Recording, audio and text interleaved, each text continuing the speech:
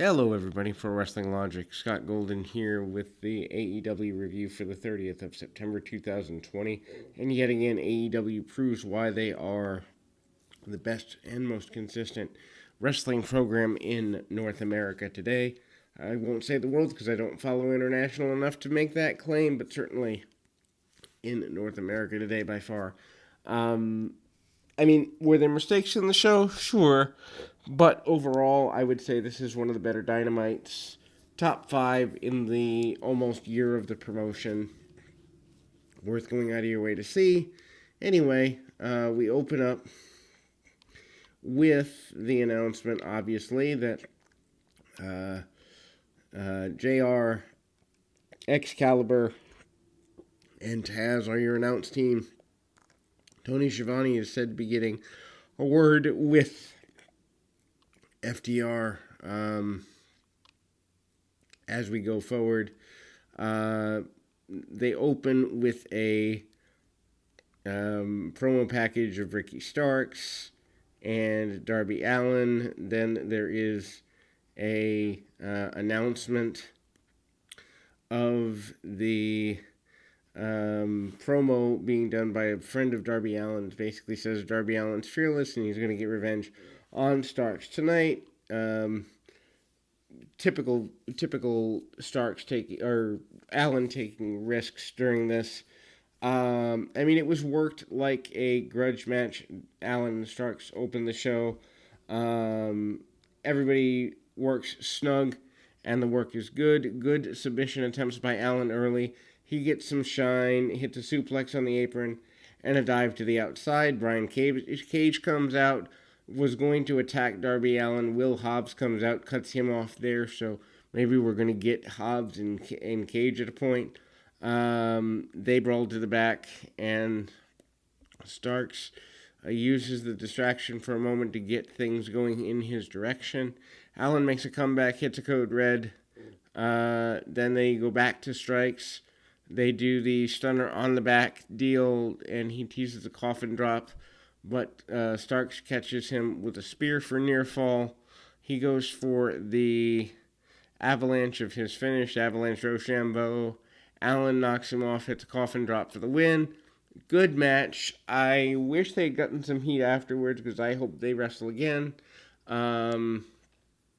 Moxley versus an opponent of Kingston's choosing, Eddie Kingston's choosing, is announced for the main event. Cody comes to the ring for a promo. They go to commercial. They come back. He's about to have the commercial or the promo. Cody says that Al Snow once told him you don't wrestle hurt, but he wonders about mental injury. Or you don't wrestle hurt, but you can wrestle.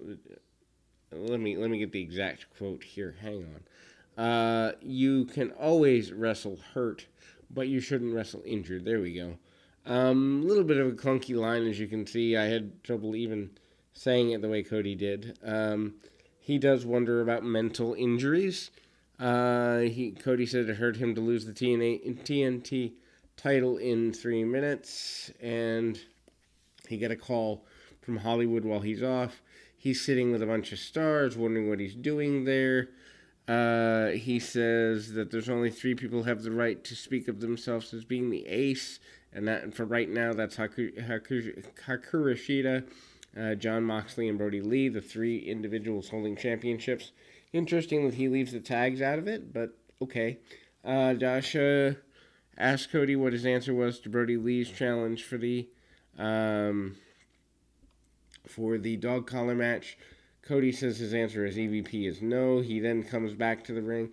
He says no, as in no regrets, no holding back. Next week, he accepts. I'm not a fan of this being next week. I would have built this to be at pay-per-view, or at the very least, maybe the anniversary show. A dog collar match of this nature, I don't think they can do it justice on TV with how bloody it's intended to be. And secondly, I think it should have had a week or 2 to build. Other than that, phenomenal promo by Cody, and they at least do have a match that I think the majority of people would want to see. Brody Lee comes to the ring, locker room empties, tries to hold everybody apart. Brandy Rhodes runs out, hits a flip dive onto Dark Order. Anna Jay attacks Brandy. Nyla Rose and Kylan King jump the Rolling Brawl. This does not make sense. Anyway, and then Shivani's backstage with FTR and Tully Blanchard. Cash said they did the best friend a favor last week by refusing their challenge. He called them glorified backyard wrestlers. More true than false, at least with Chuck Taylor. And he called them participation trophy guys, which made me laugh out loud because we do live very much in the participation trophy generation. He says SCU are different and deserving of a shot. Shivani asked Dax about the Young Bucks. Dax referenced Dave Meltzer and says that if Dave considers you a star, then I guess that earns you a title match, maybe. Bucks could get a match at some point. Matt Jackson enters and nails a super kick on Shivani. So now he's hit 2 announcers and a referee. This story, finally they're going to do something that makes it make sense somewhere down the road. I do have faith in that, but wow, it's just, nah. Anyway, Dax and Cash call Matt out for kicking Shivani instead of them. Dasha is with SCU. They promise to win the titles tonight, and they make their way to the curtain. Sean Spears is waiting for them and wishes them luck. This really doesn't go anywhere because they don't do anything with it during the match. Hangman Page joins the commentary team. Phenomenal World Tag Team Championship match. FTR with Tully Blanchard against SCU, Scorpio Sky, and Frankie Kazarian with Chris Daniels. Obviously, FTR retains the belts. Dax and Kaz are trading holds. Kaz hits a lariat. Good tag to Sky. Sky hits a drop kick for a single, and Cash blind tags. And then he's facing off with Sky. They basically go running at 100 miles an hour, drop downs, leapfrogs, arm drags, and the like. Daniels gets ejected because one of FTR fakes getting tripped by him. Dax and Cash miscommunicate a bit. Kazarian misses a baseball slide, but Sky hits a tope on both members of FTR. FTR cuts Sky off with a lariat outside. He gets thrown back in. Cash misses a charge in the corner, and Dax tags him in. Cash took the ref. Sky cradles him, but the ref's tied up. Only gets 2 count. Kazarian tags in and hits a series of leg lariats on Dax, and he fights the interfering Cash and sends him out, and then there's a Northern Lights suplex and a Fisherman suplex for a pair of 2 counts. There is the 10-minute call, which means we're at the halfway point of the match. Remember, the match only has a 20-minute time limit. Cash hits a drop kick on Kazarian and a sunset flip by Dax for near fall. Kazarian hits a German suplex, and Sky tags in and uses a high stack cover. Then SCU tries a double pin, and they hit the crossbody. Sky hits Dax with a cutter for a near fall. Dax power bombs Kazarian, and Cash hits a dragon suplex for a near fall of his own. Kazarian crotches Cash on the top rope and goes for a superplex. Kazarian hits a Doomsday Device attempt and counters with a power slam. Sky uses a series of cradles for near falls. Blanchard interferes, grabbing Cash's hands to block a schoolboy. Sky tries to suplex Cash into the ring. Cash stands on the apron. Tully trips Sky and holds the foot. Cash covers Sky for the pin. The cheating is good. The match is great. I honestly think that FTR may be 2 of the best wrestlers in the world, period, anywhere. Definitely the best tag team in North America. I don't know enough about Japan to comment, but wow. The fact that they were let go by WWE, a company that doesn't even care about wrestling anymore. They're entertainers, after all. Anyway, Um, they announced an 8-man tournament for the AEW World Title shot, and the finals of the tournament will be at Full Gear. Rey Fenix, Jungle Boy, and Kenny Omega are announced in the tournament. Paige finds out about Omega being in the tournament and leaves. A bit worried. Omega is announced, and obviously this throws off Paige's idea of getting back with Omega as a team. Maybe Omega and Paige will hook up as the main event of the tournament. Just a thought. Chris Jericho with the Inner Circle defeats Isaiah Cassidy with Mark Quinn and Matt Hardy. Jericho really tried. Cassidy's not ready to be on national television, in my opinion. But Jericho gives him the majority of the match. Cassidy gets the upper hand right away. And Jericho's bumping around. A series of strikes and a 3/4 Oklahoma roll. For a near fall, Jericho takes a slingshot over the top to the floor. Cassidy tries to dive, but Jericho steps out of the way. And Luther from the outside is hitting Jericho. They acknowledge that Jericho and Luther started, or Jericho had issues with Luther when he started 30 years ago. That speaks to how old Luther is. Why is this guy employed? They could employ 3 enhancement talents or 2 enhancement talents for his salary. They could add a tech guy. They could do a number of things. I don't get it. It's just a favor for the sake of a favor. Anyway, Cassidy hits a dive to the outside and a swanton bomb. Back on the inside for a near fall. Jericho hits some hands, takes control back for just a minute. Match goes to commercial. Cassidy comes back, crotches Jericho on the turnbuckle on the inside, hits a cutter for a near fall, and avoids a springboard drop kick and hits a springboard stunner of his own. Cassidy gets the knees up on the lion salt, then hits his own lion salt for near fall, and hits a codebreaker for another near fall. Cassidy goes for springboard, but jumps into the Judas effect. Jericho pins him. I mean, Jericho did everything he could to raise this kid to his level, and he's still 2 levels below. But this is a match where if you want to take Isaiah Cassidy and Mark Quinn seriously, a match like this by Jericho does allow that to happen. The Inner Circle jumps in and they attack Cassidy post-match. Hardy saves him with a chair, clears the ring. Jericho and Hager brawls with Luther and Serpentico after the match. Why? Why is Jericho, a guy been around 30 years, even wasting time with those guys? Anyway, Miro and Kip Sabian were at an arcade, and there's an axe-throwing contest of some sort. This is supposed to be for Sabian's bachelor party. Miro's upset because he wanted Sabian to have a Rumspagga bachelor party, but he can't because of the pandemic. Billy Mitchell, whoever he is, offers to help Miro bring about a better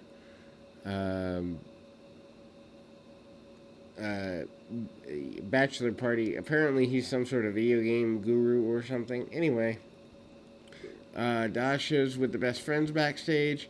FTR enters. They said their spot on the card is the mid-card spot for Comedy Relief, but that FTR are top guys. Orange Cassidy called FTR weenies. One word promo. More over than half of what WWE does. Anyway, Orange Cassidy with best friends defeated 10 with Colt Cabana, John Silver, and Alan Angels. 10 makes fun of Cassidy. 10 hits a spine buster and a pump kick before sending Cassidy into the barricade. Dark Order makes fun of best friends hug spot. And Cassidy hits the orange punch and a beach break for the win. Then an awesome segment here. MJF and Wardlow brought Jericho a gift in the Inner Circle dressing room. MJF had jackets for everyone but Sammy Guevara. I'm calling it. Guevara is turning babyface in the next 3 months and going to have a mini feud with MJF at some point. and MJF takes his spot in the inner circle. Calling it now. Anyway, MJF swore on his mother's life that he didn't leave Sammy's jacket out on purpose. He gets mad at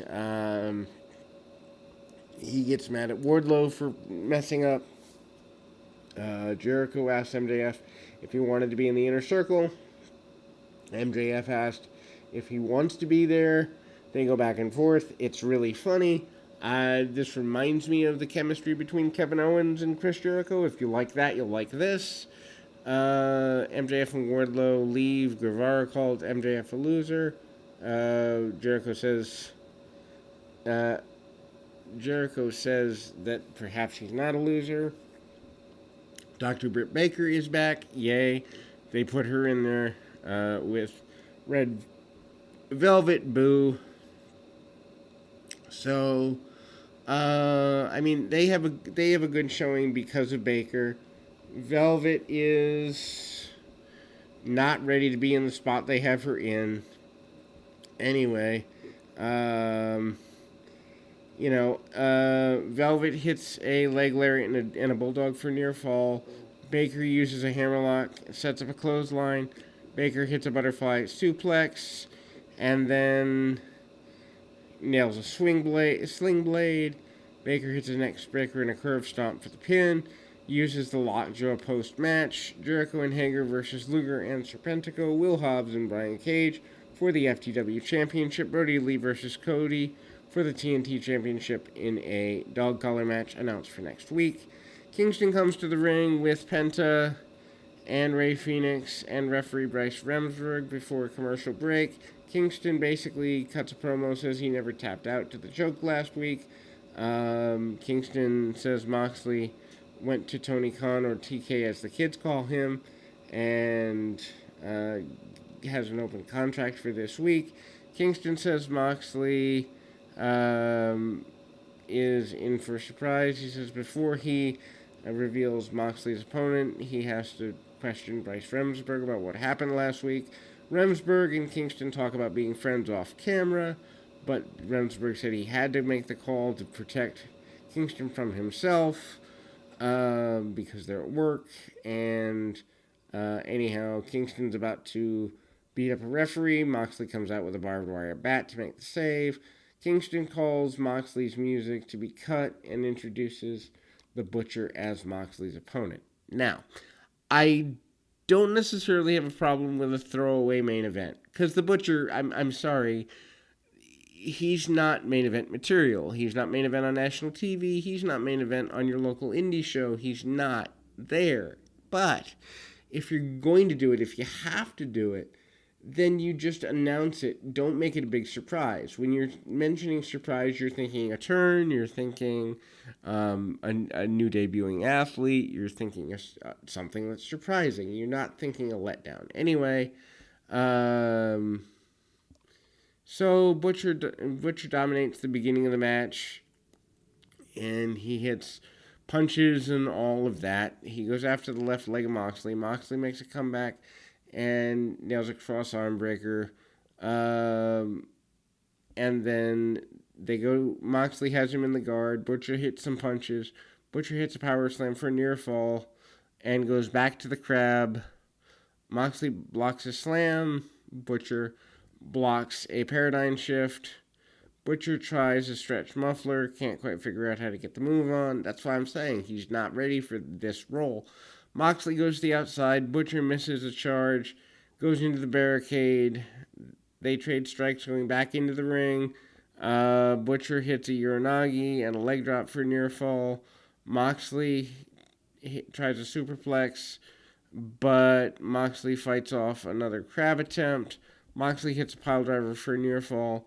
Butcher blocks another superplex and hits a crossbody off the top rope for a 2 count. Moxley ducks a lariat, hits the paradigm shift, and locks in the bulldog choke for the finish. Really good show, but a main event that might have been okay to open the show, might have been okay as a middle of the show, not a main event match. Anyway, hopefully you enjoyed this review. Going to have NXT up next. Also going to have several more uploads of the World Class Series. So stay tuned, and thank you for your support.